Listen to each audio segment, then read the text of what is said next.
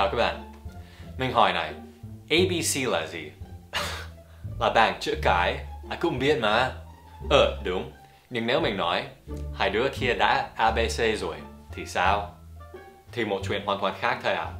Mình biết, trong tiếng Việt, ABC là một ví dụ về euphemisms, tức là lối nói giảm, nói tránh, để không làm cho người khác cảm thấy khó chịu hoặc bị xúc phạm. Bây giờ, chúng ta cùng tìm hiểu về euphemisms trong tiếng Anh và hãy bắt đầu với chủ đề thú vị nhất nhé.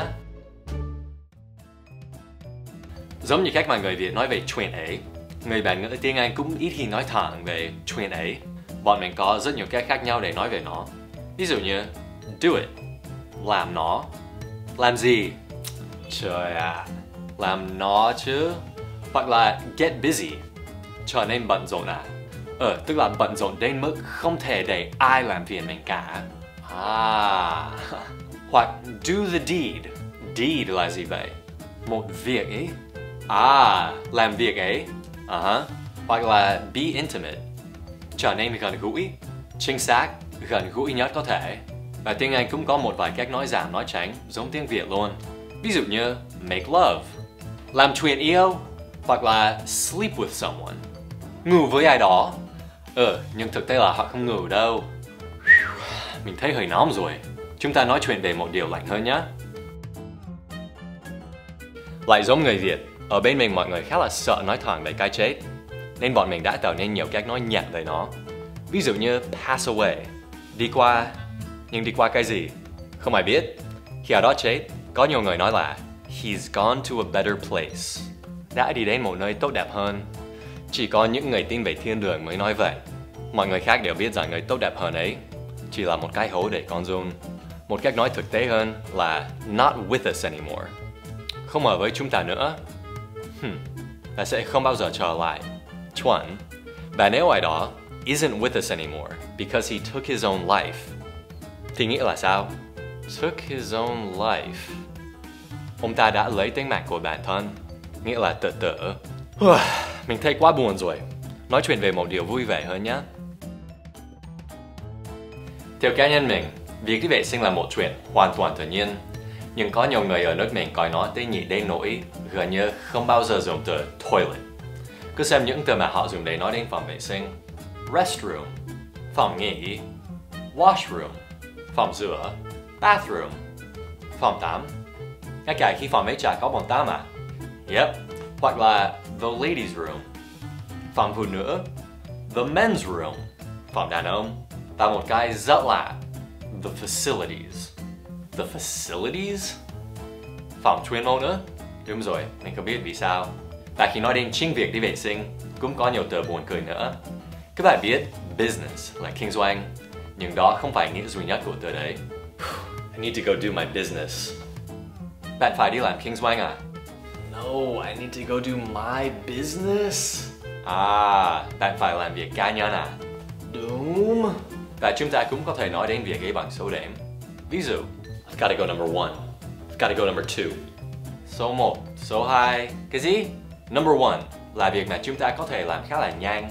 Còn number 2 là việc mất nhiều thời gian hơn ấy. Các bạn đoán được chưa? Số 1 là cái, còn số 2 là cái.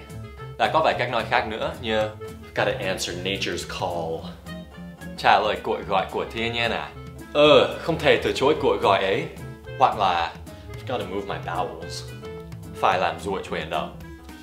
Cái đấy lại là số 2. Nhưng cũng có một cái kiểu như số 3, pass gas, truyền khí, nghĩa là xì hơi. Ok, không nói đến những cái bẩn thỉu nữa. Mình nói đến một điều lịch sự hơn. Khi mình mới ở Việt Nam, mình thấy kinh ngạc lắm vì người Việt gọi người khác béo một cách rất là vô tư. Wow, thằng Tây kia béo nhỉ? Bà Mỹ ấy béo kinh khủng. Người Mỹ nào cũng béo mà, mày ngạc nhiên gì chứ? Nhưng ở nước mình, gọi ai đó là fat rất xúc phạm. Cho nên có khá nhiều cách nói giảm, nói tránh liên quan đến trường hợp ấy. Nói đến một phụ nữ, có thể nói full figured, cứ thể đầy đủ. Hoặc khi nói đến cả hai giới tính, heavy, nặng; overweight, số cân thừa; big boned, có xương to; hoặc là chubby, hơi nhiều mỡ.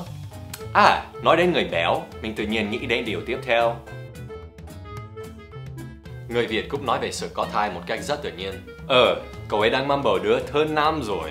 Nhưng người bản ngữ tiếng Anh không như vậy. Bọn mình sẽ nói một câu kiểu như She's expecting. Cậu ấy đang mong chờ. Mong chờ bài mới của Sơn Tùng chứ gì. Hoặc là She's got one on the way. Cậu ấy có một cái sắp đến. Nhưng nói đến từ đâu? Hoặc một câu rất buồn cười. She's got a bun in the oven. Có một chiếc bánh trong lò à? Đúng rồi. Nhưng đó là một loại lò rất đặc biệt và một loại bánh tuyệt đối không nên ăn. Và bây giờ, để kết thúc bài điều linh tinh còn lại. Senior citizen, công dân thâm niên, người già. Lose your lunch, mất bữa trưa của mình, bị nôn ra. Correctional facility, viện chỉnh sửa. Nhà tù. Chemical dependency, cái gì? Sự phụ thuộc về hóa chất à? Bị nghiện ma túy. Và cuối cùng, một điều liên quan đến đen. A little thin on top, hơi thưa ở phía trên, bị hói đầu. Và các bạn sẽ lại thấy đầu hói của mình sau 2 tuần nữa. Hey guys, video này được tài trợ bởi Capstone Việt Nam, công ty tư vấn du học hàng đầu của Việt Nam. Capstone cung cấp các dịch vụ về du học, giúp các học sinh, sinh viên lựa chọn các trường đại học hoặc cao đẳng phù hợp nhất với mục tiêu và khả năng của mình. Trong tháng tới, Capstone sẽ tổ chức các triển lãm giáo dục các trường nội trú và ngoại trú quốc tế.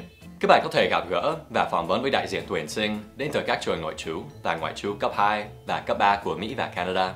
Triển lãm diễn ra từ 16 giờ đến 19 giờ 30, ngày mùng 2 ở thành phố Hồ Chí Minh và mùng 4 tại Hà Nội. Các bạn xem chi tiết tại trang capstonevietnam.com/đen và để đăng ký tham gia triển lãm miễn phí. Có link trong phần mô tả nữa. Cảm ơn các bạn vì đã xem video này và cảm ơn Capstone Việt Nam đã ủng hộ mình. Peace.